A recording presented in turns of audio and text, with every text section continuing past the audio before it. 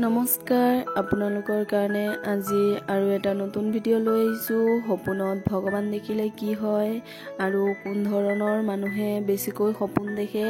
মই আজি 3 ধৰণৰ মানুহৰ কথাই ক'ম, কাৰণ সপোন আমি সকলোৱে দেখোঁ, হয়নে?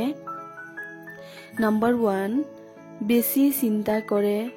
নম্বৰ 2, বেমাৰী মানুহ। নম্বৰ 3, যাৰ হাতৰ ৰেখা বেছি। এই 3 ধৰণৰ মানুহেই সপোন দেখে বেছিকৈ। আহকচোন আমি মূল কথালৈ যাওঁ। আমি জানো সপোন কেতিয়া দেখিলে শুভ আৰু অশুভ। আমি যদি ৰাতিপুৱা 12টাৰ পৰা 3টা বজাত সপোন দেখোঁ, তেন্তে সেই সপোন ফলিবই।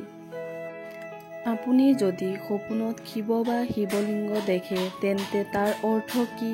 সপোনত যদি ভগৱানক দৰ্শন কৰে, হিন্দু শাস্ত্ৰ মতে আমাৰ জীৱনত শুভ সংকেত লৈ আহে। কোৱা হয় দেৱতাসকলে আমাৰ লগত সপোনৰ মাজেৰে প্ৰথম সংযোগ সৃষ্টি কৰে। আপুনি যদি কেতিয়াবা সপোনত ভগৱানৰ মূৰ্তি দেখে বা তেওঁৰ লগত কথা পাতে, তেন্তে আপোনাৰ জীৱনত অত্যন্ত শুভ বুলিও মনা হয়।